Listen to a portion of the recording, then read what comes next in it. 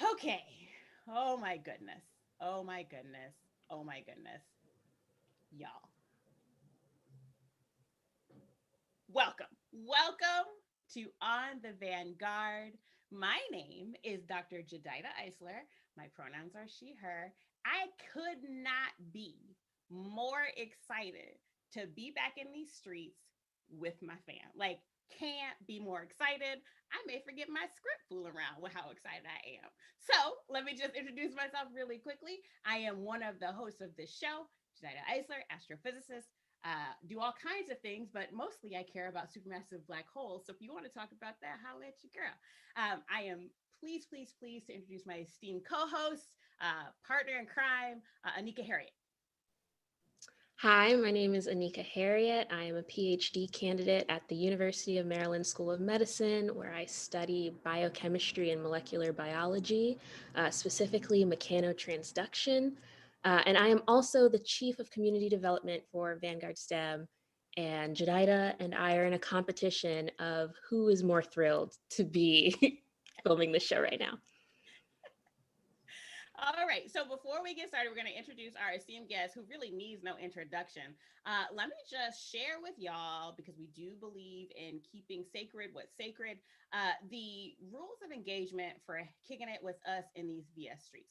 So let me just throw this up here. I know. You're going to see the whole pie. I know. What can I do?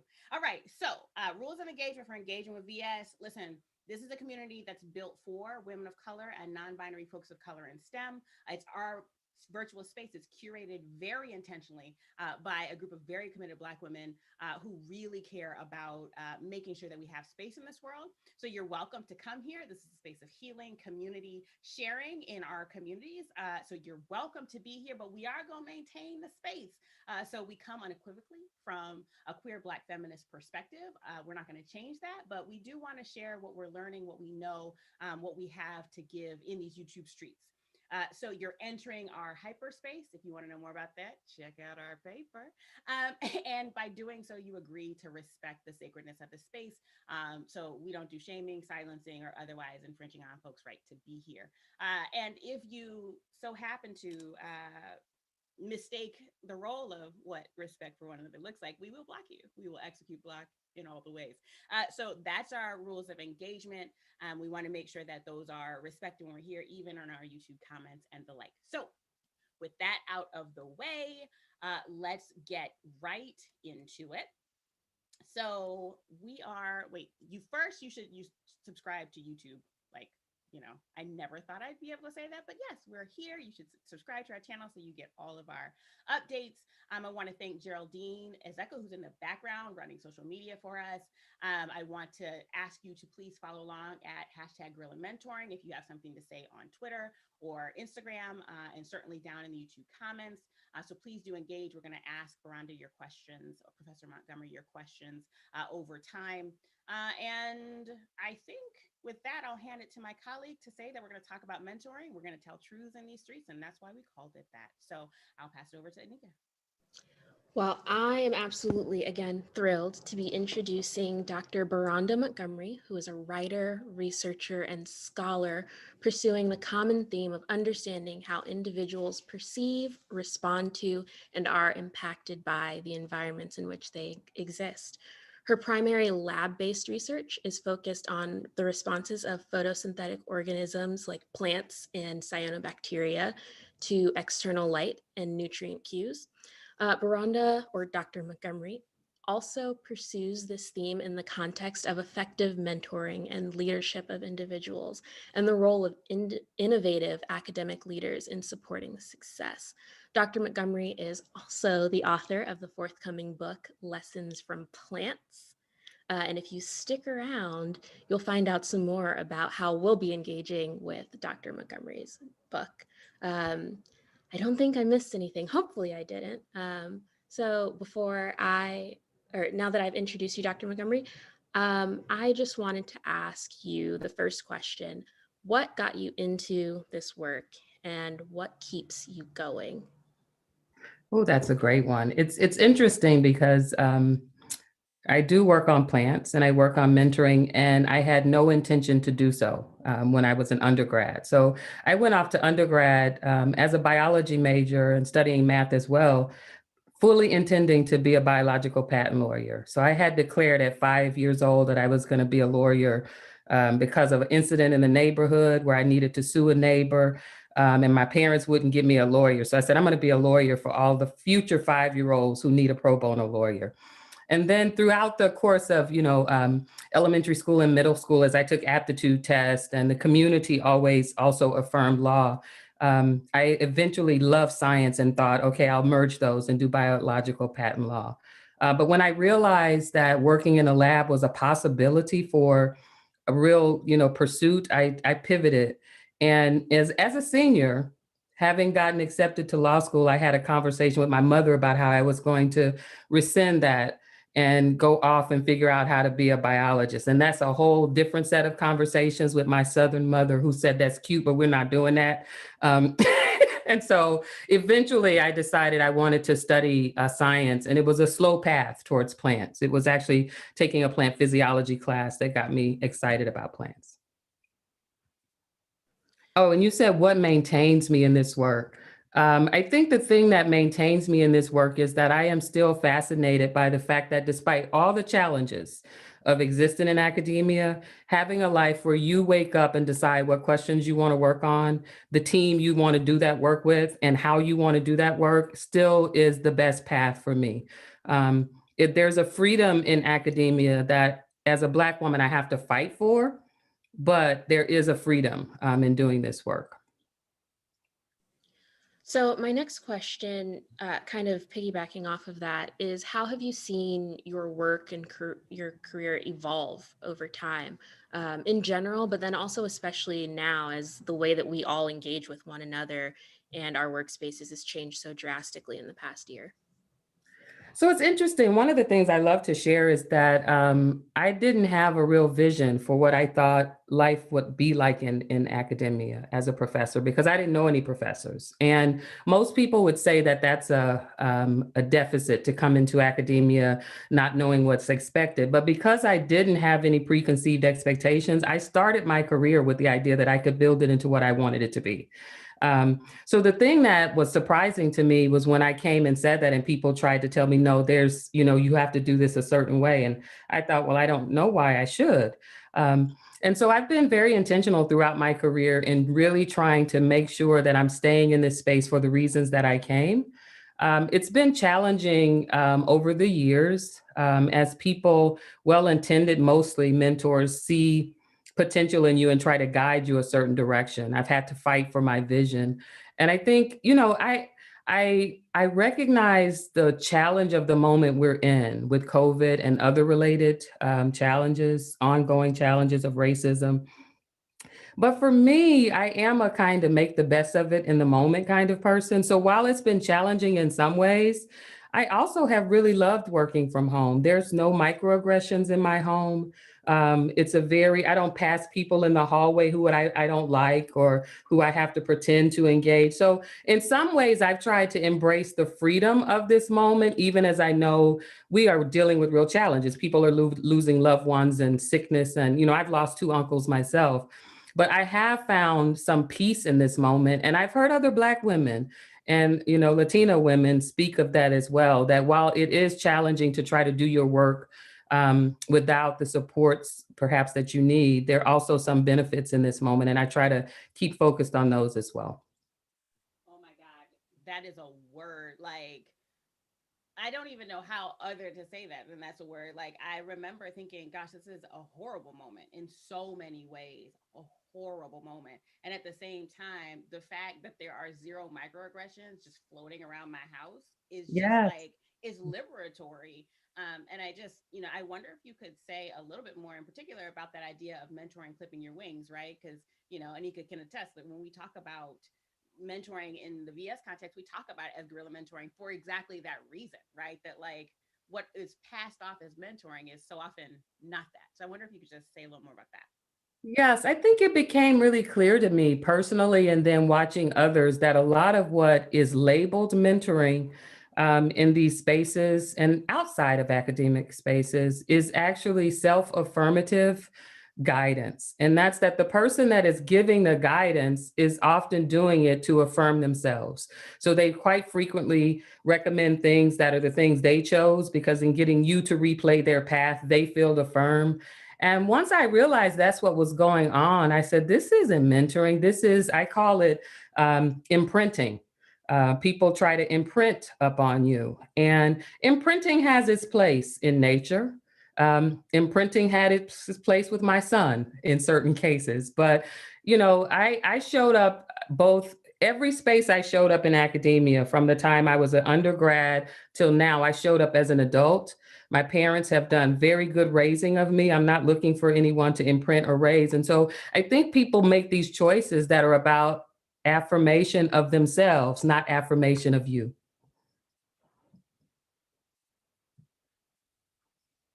I'm out here breathing hard. You said imprinting and I died. Yes, Anyway. Oh my yes, goodness. yes.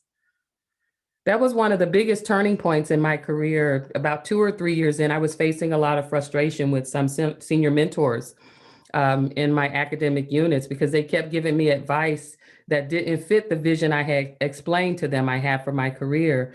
And I realized at that moment that they saw potential to do all the things that they think are valued. So, you know, one of them was in the National Academy. And I think he thought, well, if she'll just listen, she too can move towards this career. And I've been in the National Academy's building frequently for Ford Fellows conferences. I don't have any aspirations to be in there for other purposes. It's not what I think about. I think about doing my work. But I do think in some cases, people see potential in you and think if you'll just listen, you could have all these recognized measures of success without ever asking you if those are things you aspire to. And so I try as best I can to give people the benefit of the doubt and say, okay, I understand that you think you're helping, but this is what I need you to do. And if you can do it, you can stay as a mentor. And if not, I release you to go and mentor someone else who is wanting what you have to offer.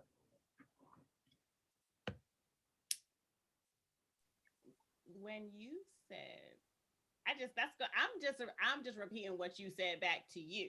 But two things. One, when you said that they think that you want what they want, like I really want to underscore that, because I feel like half the time, and by half the time I mean 90% of the time, people mentoring you, they do make think you want to imprint. They also are doing the self-affirming thing, but they also think you don't understand how they got where they got. And that if they just explain it that one more good time, you'll Yeah. want that too. It's like, no, no, no, no. I totally understand clearly everything you just said, and I still don't want that. Don't want Right? that. Like I just Yes. don't want it. So now I'm borrowing from you that I release you, for sure, for sure. Yes. You. That is the power of releasing people from appointments they think they've given themselves in my life. It's just been freedom, you know. And I tell them that what you have to offer is very helpful. I just don't want it. And so the best thing is for you to find the person who wants what you need so that you feel affirmed in the work you're doing. Because right now we're both frustrated. You're frustrated because I won't listen, and I'm frustrated because you don't understand. I don't want what you have to offer.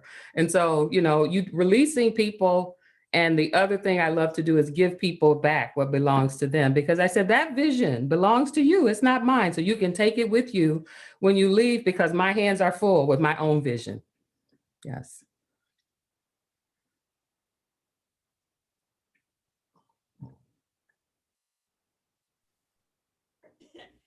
Yeah, we just can't. It's too much. Let me just say this before we sort of move into the next section. I want to just affirm and reflect back to you your greatness and centrality in the Black and STEM streets, in the STEM streets, as a plant biologist, as a professor, as an administrator. You've been in this game a real long time, and you have brought a lot of us forward. You've mentored us. And part of the reason we wanted to have you on the show for our first show back since our very long hiatus, we get glad to be back, is because you actually don't just like think about these things and you don't just talk about them, but you've done the research, you've written several articles. And so I wanted to circle back to Anicca's question and ask, a related one when she was asking you about like what got you started, like, you know, there's a difference between being like, I think mentoring is kind of interesting, and then taking it on as a secondary area, not even secondary, as an additional area of inquiry. So could you talk a little bit more about like how you got into that? Absolutely. So part of it is that I've never had the vision of success being me alone in the room. Some people like the idea of that. That's never been, I have always understood that there is self and then there's self as community. And I want to arrive with community, and that's living community and ancestors. I'm not walking into any space on my own. And so that's part of the reason why I do make myself available to be there to support and welcome, you know, women who are coming behind me. I think one of the ways I got into mentoring, so when I first started at Michigan State University, in about the first 2 or 3 years I was here, there were 6 Black women recruited into graduate programs that I was aware of, not to my lab, but in graduate programs that I was aware of. And I was really excited, trying to be available to them, but also trying to get tenure. And by the time I got tenure, I said, okay, now I have a little bit more space. I'm going to go find these women. They're not in my lab, but I'm going to support them. All of them were gone. 3 left with a master's degree, and 3 checked out of this space. And I started to ask questions about what happened. You know, where did they go? And, you know, someone said to me, well, some of them didn't make it through the checkpoint at PhD, so they got the master's and left.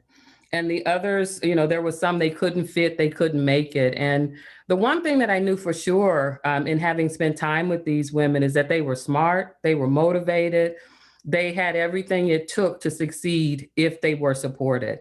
And so one of the questions I started to ask is, based on the work we do with I do with plants, we know that if plants aren't growing well, we ask what's going on around them that they're not growing. And so I have never been okay with the question or the idea that the people leave because they don't fit. Because we don't just go to the corner and say, we have 6 PhD slots, who would like it, and take the first 6 people who raise their hand. We have these very robust selection processes through which we identify people who've had success somewhere. They show up in our space having had success, being excited and motivated. And then if it doesn't work out, I have always wanted to know why we're not asking ourselves why their success stopped once they got in our environment.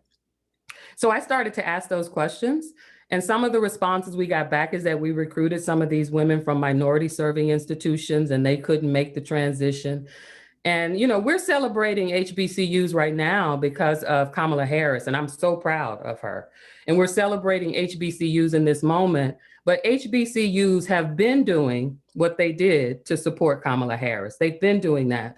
And so it's not okay for me that we said once they got here, something they couldn't make the transition. And so we have to stop recruiting. So you know, when you reach those moments, you can argue with people, or you can go to the literature. So I went to the literature and started pulling papers that showed how much work minority serving institutions have done to prepare people to go into the sciences from our backgrounds.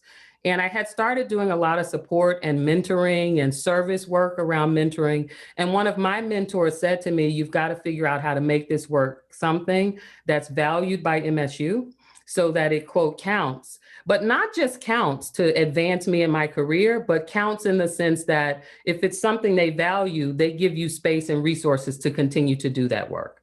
And so part of the question I ask myself, and it's part of the question I ask other people to ask themselves when we're in that moment, is what counts at your institution? And at my institution, writing counts, papers count, citations count, grant dollars count.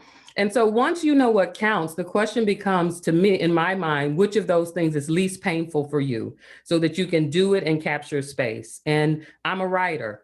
And so I said, I have to start writing about this to capture this as scholarship, to have continued support, but also, you know, for one of the reasons that, you know, you and I have talked about this before, Jedidah, I also think publication is important to get the work out there. Dissemination is critical.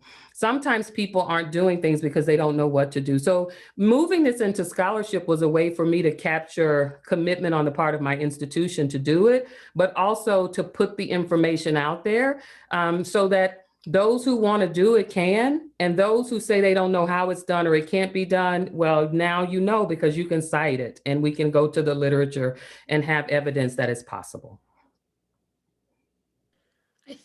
I think that point is one that's especially important to me as a PhD candidate. One of the things that I value most about being a part of the Vanguard STEM team is that I've been exposed to literature that I otherwise might not have ever looked into myself. And that's something that I find is very common with other PhD students when we talk about mentoring or finding a mentor or mentors, or I'll say advisors that aren't Yeah. mentors, Yes. and why there might be a disconnect there. I find that, like you said, a lot of students blame themselves Yes. rather than evaluating the environment that they're being advised and supposedly mentored in. And so I think that one point that you said that you turned to the literature, I Mhm. think that that's something that is important to emphasize to students. I remember having a conversation about mentoring networks with another student, and I just said something about a bad mentor. And the student's response was, well, what makes a bad mentor? It feels like that's just some sort of esoteric concept. Like, what does that even mean? Is it subjective?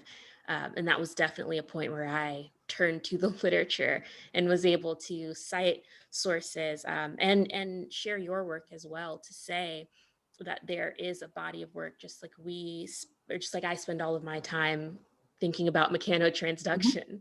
There are Yes. people who spend their time thinking about mentoring and studying mentorship and becoming scholars of that work.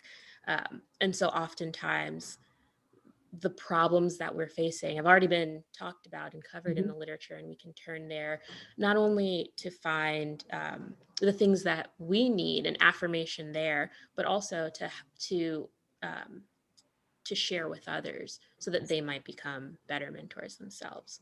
Absolutely. I think that's really critical, because a lot of times, otherwise, some of these conversations, there people will say, "Well, that's anecdotal. That's your experience," and the literature does give you backing, in those instances, which I think is critical. I've also used literature as a form of activism, and one of the things, I am at a place in my career where I have a little bit of freedom and leeway to do some things, and so I've written papers. A few years ago, I wrote a paper on the use of digital platforms and Twitter for building groups, particularly amongst groups of diverse and marginalized, minoritized individuals.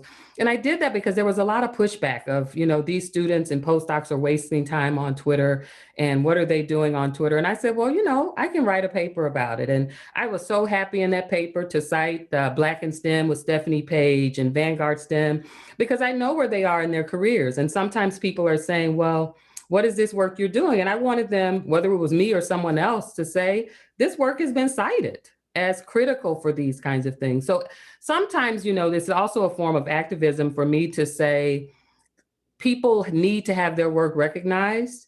Publications are a way to recognize it. I can write, I have the bandwidth to do this, and I'm going to call them out and bring them into the room with me, bring them into the space. So I think we can use our positions in so many different ways. And I have definitely tried to use the conversation around mentoring and support of diverse individuals from diverse and minoritized background as a form of activism as well. Here for it all day, every day. Give Beronda her flowers. So I wanted to circle back to something you said and highlight it, particularly in some of your in some of your Mhm. papers. Thank you for mentioning that. And it is a point that Anicca was pointing to too, right? Like this idea that like if the mentoring relationship, which sometimes isn't a mentoring relationship, it's that self-affirming thing that you're talking about, isn't going well, that it's somehow the fault of the student, which in itself is indicative of a hierarchical sense of what mentoring should even be. Right. Yes. And so I wonder if you could dive in a little bit more. So I want to pivot a little bit to like giving folks insights on how to build relationship, what a mentor is, what the differences between a mentor and an advisor, and how to know if they're giving you what it is you need. So could you like dive into some of your publications and tell us a little bit about that to equip our audience? Yes. Yeah, absolutely. So that distinction between advising and mentoring, I think, is critical, because too frequently in our spaces, people are offering advising, which to me is the general advice you give anyone on a path. So if someone is completing a PhD in biochemistry and molecular biology,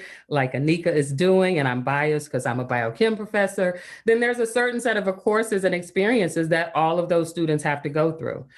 Just the same at the undergraduate level, or even for junior faculty, right? There's a certain set of things that are expected. So advice on what's expected of for everyone is advising. And I do think that's critical. It's one way we can add equity in the system by making sure everyone knows what's expected of them. But too frequently what happens in our spaces is that people are doing advising, but they tell you you've been mentored. And those are not the same thing. Mentoring is understanding that 5 students who show up to a program show up with different histories, experiences, different goals for themselves, different career goals, different professional, personal goals, different strengths and challenges. And so mentoring is when you get to know each of those individuals well enough that you give them advice that's really tailored to their personal situation. And the best example I like to give is that when I showed up here on the tenure track, they gave me a mentor, but he was definitely serving as an advisor because he started to talk to me about the importance of building a strong writing commitment. And you're going to have to write and you need to work on this. And I said, I'm a writer. Like, I'm a writer stuck in a professorial position. I wrote already before I came to your office. And he spent his entire time talking about that. So that's when you're not tailoring it to the individual, and mentoring is critical. And too frequently, I think we expect that our PhD advisor or our undergraduate advisor or our faculty advisor are going to mentor us. And that's not always the case. Some of my advisors were amazing advisors, but I had to get mentoring elsewhere. And I think that that's where there's a disconnect a lot. And even when you are, so I try to be a mentor to the people who work with me, but even when you are, there are times where you have to go in and out of that role.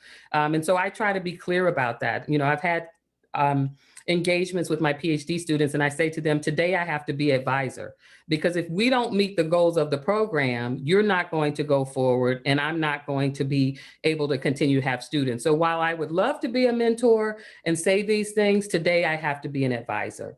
But I try to be clear about that so that we understand what's going on. And then the biggest thing goes back to what Anicca was saying, is that I realized really early for me, and have written a lot about this because it's powerful. You do it in Vanguard STEM, of having a network. And that's the idea that there's not going to be 1 or 2 people who can meet my need. And in fact, sometimes people can only meet a very narrow need. And if we understand that they do that really well, and that's all we get from them, but they're part of a larger network, that can work. One of my mentors, and he knows I say this about him, so I'm not gossiping. He's an amazing editing mentor. I don't trust him with writing. I don't trust him with career life balance. He has none. But editing, he has helped me become an amazing editor. And so I listened to him about that. And then when he starts trying to talk, I said, whoa, that's not your place in my network. You serve someone else's network for that. So I think the power of understanding that if you're clear about what you need, you can get that from many different people, including through something, I think about mentoring moments as really powerful. That's someone who's not in your life for a long time. It could be a one-time encounter. I have a lot of mentoring moments at conferences where, Black women who I didn't know before say, can we have coffee? And we have an intense one-time conversation. And I hope something comes out of that moment that serves their larger mentoring network. And so I really believe in the power of understanding what you need and understanding that you might have to get that in many different ways. And one of my greatest mentors is in Australia, because we can get on Zoom. And so we too frequently think it has to be someone right in front of us, providing everything we need like a guru, when I've learned to take the pieces and leave the rest, because some of the things people are offering you, you don't need to take them. Let them keep that and just get what you need and add that to a larger network. Oh my gosh, y'all, I'm sorry I'm having sound issues, but I just need to ask this one question. Can you please talk a little bit about how you say no, stay in your lane, in the advising lane, in the whatever other lane? Can you please just speak to that for folks who need to release some folks out of their mentoring circle? One of the most powerful things we can do as individuals is understand that we hold the power of who is allowed to mentor us. We hold the power of who's allowed to affirm us. We hold the power of who gets to speak to us or not. And I think that that has been critical for me to just say to people, you know, I know for some reason you feel like you're a mentor to me, but that's not the role you serve in my life. So thank you, but no thank you. And I try to be gracious. You know, I even try sometimes to affirm that they are wanting to help. And I said, there is someone who really needs your help, and it's not me. So we have to find the person who needs the kind of help you have to give. And I have really had to make it clear to people that, you know, this is getting awkward because you keep thinking you're offering me advice and you're not. I'd love to have coffee with you, maybe a cocktail, but mentoring, it's not that. And so I do think too, it's harder sometimes when there are power differentials, you know, where people assume that that's their role. I've had a lot of that, you know, when I was more junior in my career, senior faculty who felt that was their role.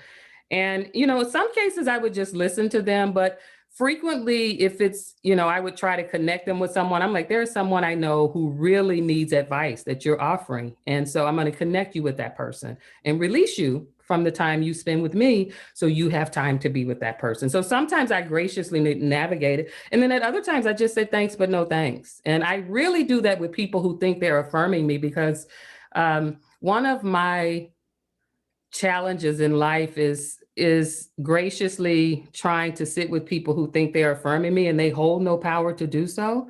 And so I've really had to try to just navigate. I know that you think that's really helpful, but I don't need that. And I'm not as gracious. I'm just going to be completely transparent. I'm not always as gracious as I need be when people try to persist when I've asked them graciously to stop. But I do think that whole idea that you hold power of who gets to affirm you. You hold power of who gets to mentor you, and you can decline gracefully. Thank them for the offer, but no thanks. I think that that's something that's so important, especially for early career scientists or students like myself to realize is that there is autonomy and agency that we have and that we can wield that to our benefit. And something that I was speaking about just yesterday was that we have to deal with microaggressions we talked about. And I can't speak for anyone else, but I didn't go to grad school to deal with microaggressions. I started grad school so I could do science. Yes. And so one thing that I think is important or that can be beneficial in recognizing and owning that power is to set a precedent up front for yourself and for those that you're engaging with. So one of the things that I've done is just as important as the science that I do is, or more important than the science that I do is me and my well-being. And so when people are looking for labs to work in or shopping for mentors, just as they're interviewing you, you can interview them. And You so should. people will always ask the questions of what sort of science do you do? What is your approach? What are the outcomes of your students? But how many people ask, what are you doing to foster an inclusive environment in your lab? And I am absolutely certain that that throws a potential advisor off when you pose that question. But what it does is it allows you to, again, wield that power. And I just love that question that Jedidah posed of how do you say no? Because it is difficult, but I do think that there are ways that you can engage upfront to set a precedent for that open communication style. And if you can recognize that it's not there, then get out. That is absolutely is so important what you say. I try to foster it myself when people are looking at whether they'd like to work with me. You know, I say, what kind of mentor do you need? Are you aware of what kind of mentoring you need? And I can tell you what kind of mentor I am. And then we see if there's significant overlap. But not a lot of mentors or advisors do that. And I think you're absolutely right. You need to ask questions that are important to you. And if you ask them a question about what they do to foster an inclusive environment and they freeze, you need to pay real close attention to that. that, because it could be that you stay with that person, right? But then that means your network has to have some other people in it who are helping you really understand how to set an environment. And so, I do think it's so important to know what are your deal breaker questions and what are your questions that mean then I have to go and reinforce my network in specific ways because this person doesn't have access to that. But I love that you're asking that question, because as you said, I say to people all the time when they're putting so much extra work, particularly on minoritized or marginalized students, they came in for a degree. They didn't come here to fix your biases. They didn't come here to, particularly in this moment where all of our colleagues are reading things about anti-racism, and the students didn't come to affirm your growth. I've had that conversation with my colleagues. With my white colleagues, as you're reading these books and reflecting, you're going to feel a need to demonstrate your learning. And I encourage you to come and demonstrate it with me, so that if you're off, I can tell you, no, that didn't sound right. Please don't go to your Black and brown students asking them to affirm your learning. They came for their degree, not to affirm your growth. And so I love that you're demonstrating that agency early and saying, this is what I came here for. And microaggressions or macroaggressions or any of those were not on the list of things you were looking for in a PhD program.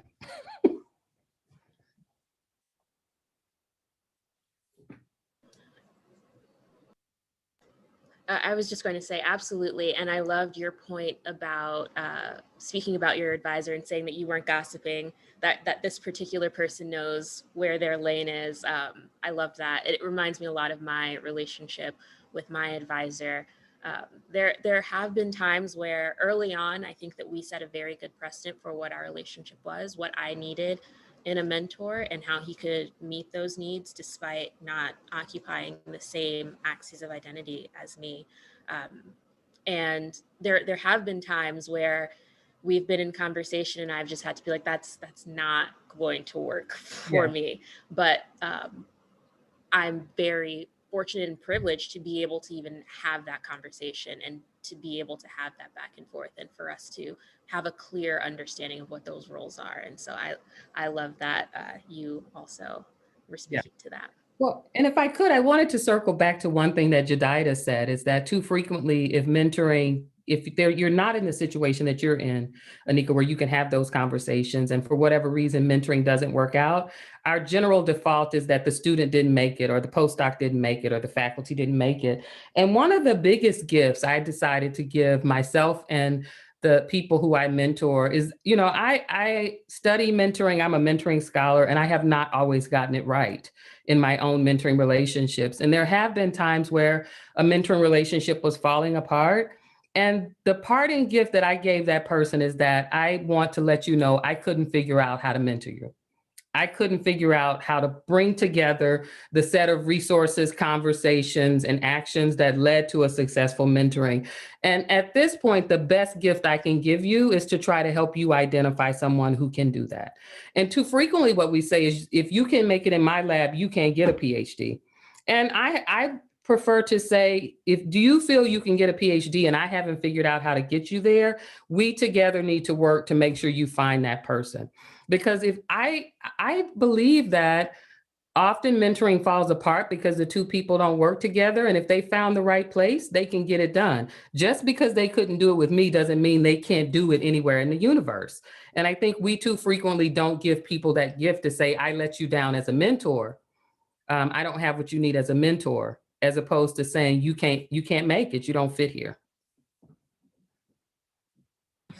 Can I just, I'm hoping y'all can hear me. Can I just ask the question about particularly I don't know, it's sort of a quiet taboo, this notion that like, if one person goes into a lab thinking that they're going to get mentored and advised and it doesn't work, then the next person comes in, generally minoritized or marginalized folks come in and say, okay, I'm gonna make this work.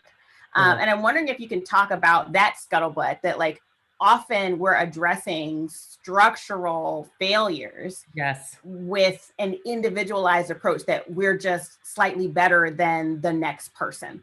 Could you just talk a little bit about that? Absolutely. First of all, I encourage people not to be the hero who needs to demonstrate that someone who has had problems mentoring many people, that they can do it with you. I do not need to be the hero in that regard. But I do want to say one thing, because I think in this past few months of COVID, and also last summer in the heighten of, I struggle to call it racial reckoning, as everyone has said. I think we recognized it, and I'm not sure we reckoned, but in that moment of heightened racism recognition, I said many times, surprisingly to some people, that we have to understand there are some things we can't mentor ourselves out of. And we can't mentor our way out of racism. We have to change the structure that upholds racism. We can't mentor our way out of the impact of COVID.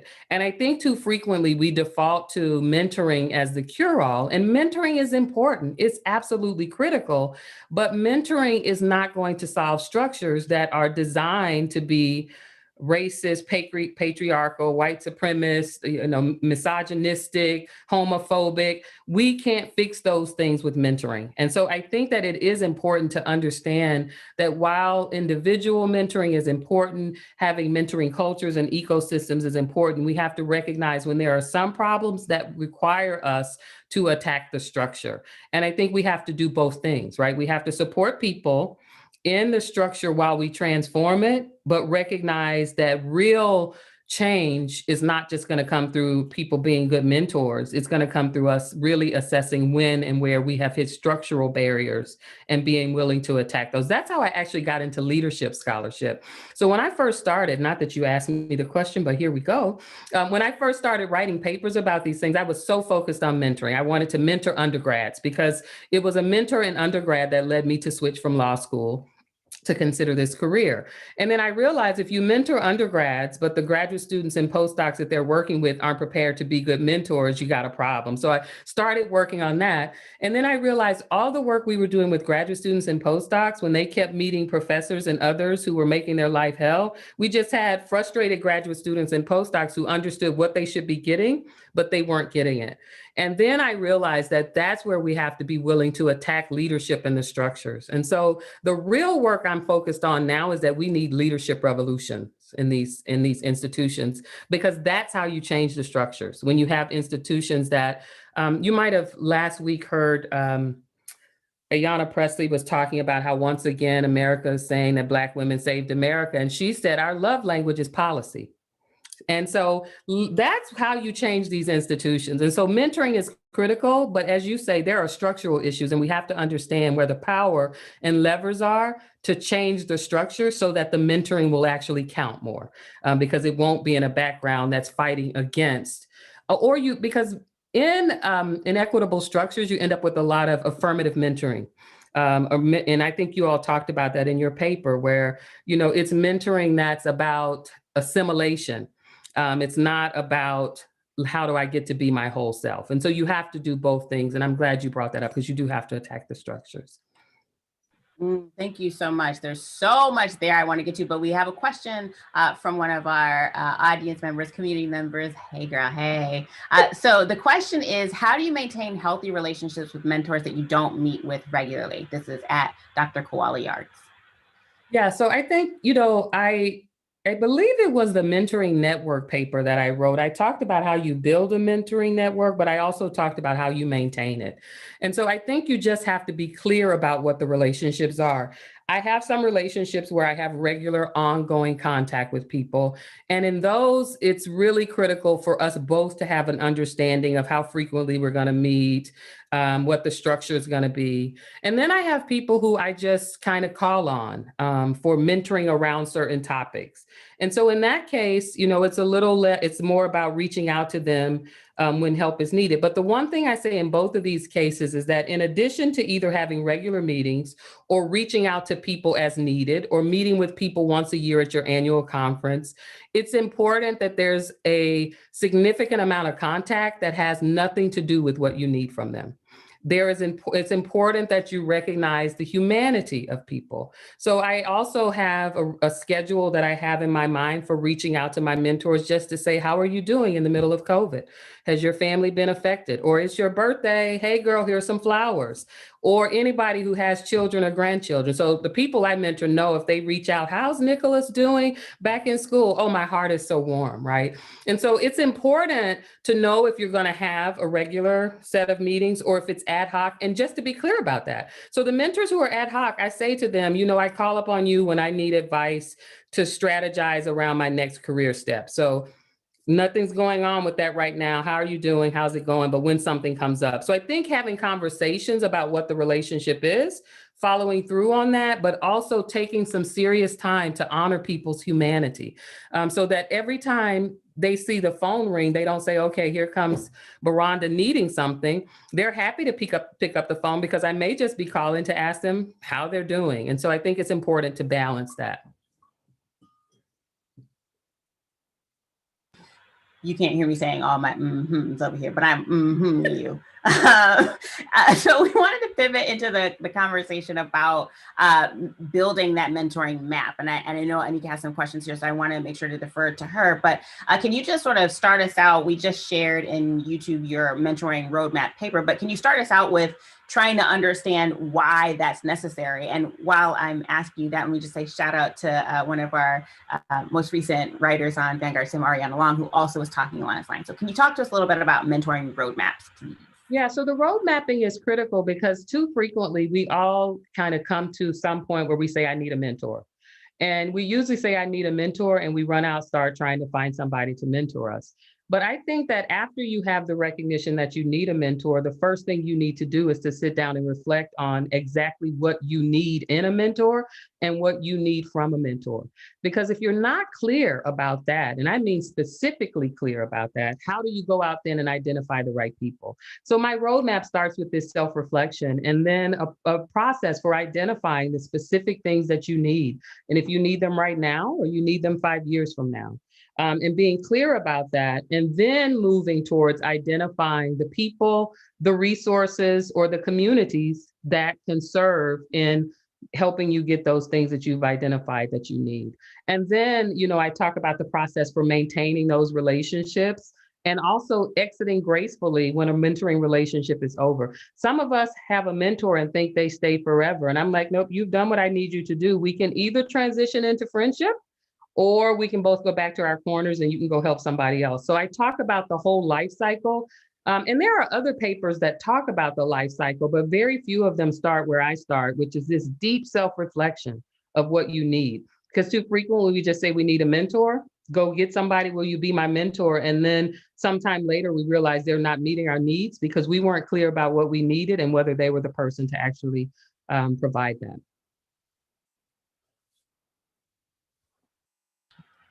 Can I ask one more question? I can't help it. I just wondered if you could say a little bit about the presence that's necessary, right? Because what I hear underlying a lot of what you're saying is an understanding of who you are, what you need, what is being provided to you, and what you're swimming in, right? Like there's so much of that. So I wonder if you can give some sense of like how you get into those modes. And if it's pointing to your papers, which we're sharing all over the place, then that we can do that too. But like, how do I get in the mode where I even can get to the self-reflection part of it to figure out who to ask what? Yeah, so I will say there are some specific questions in the paper, but in a kind of just a very quick thing, I ask myself a couple of things on a semi-regular basis. And that's, what am I doing? And I mean specifically, like what activities am I doing? I'm doing this. And I ask myself, did I feel prepared to do them? Did they go well? And did I enjoy them? And so if I'm doing activities that I enjoyed, but I think I wasn't quite prepared or it didn't quite go as well, that's identifying some areas where I probably need to have a conversation with someone and mentoring. So I actually, every Friday, usually especially when I was in my office, I spent 15 minutes just jotting down notes. What did I do this week? How did it go? What went well? And that gives you kind of a sense of who you are, what you like to do, what you're motivated to do. And over time, you identify some things that always bring you joy. And I particularly ask, am I struggling in those things in any way? Because if something brings me joy and motivation, I want to be prepared to do it with the highest level of impact. And so asking those kinds of questions kind of helps. But I also do group reflection, and I've trained my son to do group reflection. So I call it a strength circle where we try to help each other identify our strengths strengths and, things that we seem to really enjoy doing. And people would say, well, Beronda, if you could get some, training in writing for op-eds or whatever, you could really take that to the next level. So that also helps me identify areas that I need to grow, because I have this circle of people who are also looking at me over time, watching the things that I seem to love to do. Now, this is also a little bit off track from what you asked, but those circles are also good for helping you take things off your plate, because they're like, every time you go and do that, you come back frustrated, sad, and agitated. So let's not do that anymore. That's mentoring as well, right? And so I do think that, as I said earlier, self-reflection to me is self with myself, but it's also with my community. And I have regular times where I reflect and try to identify those things that I love to do, need new skills to do better, and things that I'm struggling with and therefore need new skills. And then that helps you identify the mentors to get those things done. So I have a question following up on that specific idea of your community and then also mentoring networks. So if you had to give just a bare bones list of who you think, the type of people you think everyone should have in their community or mentoring network, what would be some of those top folks that you would consider as having a holistic mentoring network? Yes. So I think you need to have someone who understands your personal values, because they help you understand the context in which you do your work. And that's the biggest place where mentoring fell apart for me early in my academic career. They had no understanding of my personal values. I think you have to have someone who you can have serious conversations with about your professional goals in the moment, and as they evolve, and who can help you identify both role models, people who may not actually mentor you, but who you can watch having done it successfully, but also actually serve to mentor you, and how do you make those steps. So the example I gave before was the mentor who said to me, you need to stop doing mentoring as service and mentoring as scholarship. That was someone who had a clear eye on my professional trajectory and recognized that that was something that would be of value. I think you need to have someone in your group who, I don't know any other word for it, but who's a truth teller. So I have mentoring people in my mentoring network who I call up and say, I have a conversation with the provost on Friday, and I'm going to say this, this, and this. And they say to me, Beronda, you can't say that. You have to find different language. Let's find the language. Because I said, I'm going to go in there and tell them this is the dumbest decision I heard come from their office all year. And they're like, no, we probably can't walk into the provost's office and say that. We can go in. So you need truth tellers. And not everyone likes to have a truth teller, but you have to have someone in your life who will cheer you on where you're doing well, but will say, Anicca, you are off track. Now, I'm not going to throw you away because you're off track. I'm not going to judge you, but you're off track. And how do we help you get back on track? So you need a truth teller for sure. And then you need someone who in your mentoring network who Jedidah did it so beautifully earlier. She was being a good little junior mentor. She said, I'm going to reflect back to you what you said. And the reason that is so important, we get so caught up in just spewing out who we are that sometimes we don't stop to hear. And the things that are my greatest leadership strengths now was because somebody reflected back something to me that I hadn't known. In fact, in some cases, my greatest leadership strength I thought was a weakness for a long time, because I'm highly impatient. I mean, horribly impatient. And so when people are disagreeing, I listen for consensus so that they shut up and move on. And I realize that it's inappropriate. I'm a Southern Belle. It's inappropriate to ask people to shut up because it's annoying you, right? And so I'm like, this is not appropriate. But getting people to hear consensus in the middle of disagreement is actually a powerful leadership skill. Because, people now will call up on me and say, we need Beronda to come in and listen, help us hear some consensus, tell us what resources we need. I'm funding part of my son's tuition on this, which I thought was a weakness because I was motivated by my impatience, not by solving problems, right? And so those people who you have in your network who help you hear who you are and understand how those could be not the things that trip you up, but empower you to work from your natural strengths are always someone else you need to have. So that's where my strength circles come in, is having people who help you understand what your strengths are and how to position those to really empower you to do great work is someone I think everyone needs in their mentoring network. And then someone to help you know how to get resources. So I am a strategist, if I'm nothing else. And I will say, There's this great opportunity with some money. There's this great opportunity to publish a paper. There's all of these different things. You need someone like that in your network as well. Well, I mean, if you just gonna leave it right there on the doorstep, we just gonna put out there right now that we just, Vanguard STEM just put out a new paper. And fun fact, thank you, we're very excited. Fun fact, it was Professor Dr. Boss Beronda Montgomery who showed us the call for papers for the paper that we just submitted. So like full circle moment that like we get a paper because Beronda was mentoring our organization to get us a paper. So like it literally never stops. And I think that's really, Beronda, the wisdom that you're dropping is just so like, I can't even, but like, it's so powerful to keep in mind that we all need and have mentors, and that those folks are important. One of the things that when we first started doing VS, we wanted to keep in mind was that meaningful others has to be widened to allow for all the different kinds of people, right? Like you're not like the list that you gave, they don't all have to be in academia or identically in industry or whatever it is that you're doing. My truth teller is my mother. She will hem me up quick. And as soon as she does, I know I have gotten myself out of my lane and I find my way back into it. Right. So like keeping in mind that there are these like meaningful others that can mentor from other places and that process goes on. Thank you for saying that you have mentors. I think, you know, to the point Anicca was making, you want to know how to build those relationships. You want to know what to ask. And in many ways, as a graduate student, asking someone who's farther along the academic trajectory, even the pathway seems clear because you sort of can get a sense of what specifically you want to ask. Then you move further up the line, it starts to get fuzzy. People start to get real nervous about saying that they have a mentor, or they have, you know, that group chat that they ask everybody about. Like all of those things matter. I have mentoring circles, you have mentoring circles, like it keeps going. So I just really appreciate you talking about all those pieces of the circle. And so there's one more, we know we're getting up close to the time. And so we want to be mindful of both your time and our audiences, but we wanted to just spend a little bit, you said this at the beginning of the hour, and we just want to spend a little time talking about the power, particularly for marginalized and minoritized groups of online networks. You said you wrote that paper on online networks because you felt like they weren't getting enough respect. Could you just say a little bit more about why particularly that's important, and how it helps and is different from the sort of advising, mentoring that's day-to-day in person? Well, I think it's so important because, you know, so many of us, I have always been I was the only Black woman in my PhD program.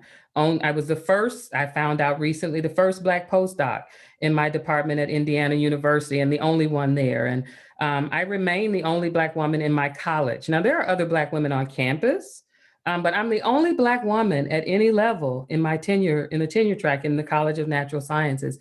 And so while, you know, we've all talked even tonight about getting great mentoring from white men or other people of other demographics, there are some times where I need to be in community, peer mentors. I need to be in multi-generational communities with people who look like me and understand the challenges that I've gone through. And for me, I found some of those groups on campus. We had a mentoring collective on campus that I was a part of. But as I started to want to connect with Black women in biochemistry, I met people sometimes at an annual conference and I thought, how do I stay in touch with them after that? And I was never a social media person, to be quite honest with you, until I started my Twitter account. Still don't have Facebook or anything like that, but I was doing some work with the AAAS Science Policy Fellows around mentoring. There were some Black women in the group and they said, we need to stay connected with you. How do we stay connected with you? And I said, well, you want to send me an email? And they were like, no, we need to like just hear from you. And I said, well, what would that look like? And they suggested several things. And at that time, Twitter was 140 characters. Back to my impatience, I thought, okay, I can do this. I can do 140 characters. And in that time, I think once I got on Twitter, around that same time, I met Stephanie Page. I actually went to UNC, was a seminar speaker, and her professor signed up for an hour with me. He talked with me for about 10 or 15 minutes and then said he was going to give Stephanie rest of the time. And so that was a powerful connection for both of us, you know, for her to see me in my career and for me to see that all the work I'm trying to do to make the space for people coming behind, there are people there. So we connected. And then I think not shortly thereafter, Stephanie started Black in STEM. And so I just saw the power of what I didn't even understand at the time of a hashtag to bring together a group. And as you were talking about me sending you this call for paper, I always say that's what grown people do in the DMs, right? So I sent her a DM, said there's this call for papers. And all of that is happening in this social media space, right? Where, and sometimes I just send out a tweet and people are like, oh, Beronda's having a bad day. I'm like, oh, that wasn't even about me. One of these people sent me a DM and I need y'all to quit, leave my people alone, right? And so I just really understood that it's a powerful place for us to connect, but it's also a public platform that, as we saw earlier in the summer, allows people who desire to see some of the conversations, challenges, and connections we're having to have a view into that. And as I said, I just kept hearing people say, even my colleagues, why are you spending so much time on Twitter? First of all, you don't know how much time I spend on Twitter. You don't know if I schedule my tweets. You don't know my life. But having said that, it's meaningful to me because I connect with all of you there. And it's the connections with you and seeing you thrive that keeps me motivated. And so I said, I just have to write a paper. And there was, I was citations from other people showing where this can be really powerful. And, people often say, well, there's a lot of negativity in social media spaces. So what are the concerns about that? We just talked about the fact that we enter negativity every day when we walk into our labs or onto our campuses. So for us, sometimes the negativity on social media is not going to drive me away because I see that in the lab or, other places. And so it's just been really powerful to connect with people, to be seen. Representation matters, but really to be a part of a larger conversation. And just the what we saw this past summer of all these Black and whatever weeks, it matters when you know that other people are out there, and social media is powerful for that. I love that you have, I love that you wrote about Vanguard STEM in those online communities, but that work is definitely something that's very impactful to me. I think that especially as a young person who has been on social media since probably before my parents know. Probably like my son, yeah. But it's wonderful to see that value is being recognized. I know that my parents now joke that they used to tell me to get off my phone. And now we've built these communities, and specifically speaking to Vanguard STEM, this hyperspace online as a place where we can not only come together, as Jedidah said in the beginning, in our terms of engagement, just to be, but also to create a change in the STEM culture that reflects who we are and the wholeness of that without this pressure to assimilate. So I wanted to transition from from online networks talking about the Vanguard STEM hyperspace, which if you're watching this and you don't know what that is, it means you haven't read our paper. So you should definitely read that paper. I'm sure it's about to be posted in all of the places as I'm speaking. So I wanted to talk about the new campaign that Vanguard STEM is launching, which is called VS Gets Lit, where we are taking a deep dive into literature by Black and Indigenous women of color and non-binary people of color. And our goal is to #CiteBlackWomen and to really take a look at the contributions that are being made in STEM, and specifically with this idea of building and strengthening our hyperspace around some of that. And so with that, we'll have our Vanguard STEM book club every month. And so I also mentioned that at the very beginning, that your book, Lessons from Plants, will be one of the books that we feature on the Vanguard STEM Book Club. And so I definitely want to encourage anyone who's out there watching who is interested in getting involved with VS Gets Lit, where we'll have plenty of giveaways on some of the literature that we'll be diving into. And then also just as a new facet of this hyperspace that we're building, a different way for us to all be in community together, to turn to the literature and to learn from one another and just be in conversation even more than we already are. I just wanted to say I'm super excited for you all. I have been a fan of Vanguard STEM since the very early days, and it's been beautiful to watch how your community has grown. I remember some of the first shows and the social media campaigns, and there's so many amazing books coming out. from Black women. I'm so excited about Chanda Prescott Weinstein's book that's coming out and many other books. And so I was thrilled to know that you all were doing that. And you're always at the forefront. And I am a proud Vanguard STEM groupie member. And, you know, so I just wanted to say, I am so proud of the work that you all are doing. You're changing the world. And I feel like I can retire sooner rather than later because you guys got it. So. That's the only reason why that statement is even halfway okay is because we can sit right next to you, because once the Rona is handled, we all got our vaccines. We're going to be right sitting next to you. So we're going to be right there texting, and you're going to be right there texting too. So that's the only way in which that is at all okay. Thank you so much, Anicca, for pointing out all of those things. The first book in our book club is actually called Hooded, A Black Girl's Guide to Graduate School by Dr. Malika Grayson. We could not be more thrilled. We just, when we went looking, we didn't even have to go looking, but there are so many books coming out by Black women, for Black women, for non-binary folks of color. And we want to make sure to highlight those. And we can't wait to circle back, Dr. Montgomery, and have yours in April when it comes out. We just shared the link about the pre-orders. We will give away, for our book club, we'll give away one book at the end of every week. You can follow our social media to figure out how. That'll all be there. So thank you for doing that. Dr. Beronda Montgomery, there are not enough flowers in the world to give you. You really are. If we're the future, then you're the future. Like, you saw a thing when all of these tools weren't there, and you laid a path for us to follow. And you didn't have to do that. There was no guarantee that it would even work, but it did. And we are here because of you, in community with you. You are truly a living legend. You are like goals and the GOAT and all the things that we can't even say to you. So thank you for being. Thank you for being. Thank you. Thank you also for being on our show. For the invitation. At any time. Thank you to my co-host, Anicca Harriot. Thank you to Geraldine, who's been doing social media. Thank you for Jessica and Amber, who are in the chat on YouTube. Also, that's our entire team. If you're interested in joining the team, definitely let us know. We'll be back at the end of February with our next show, and all kinds of content between here and then. Vanguard STEM is back in these streets, fam. Good night. Thank you. Good night, everyone. Bye.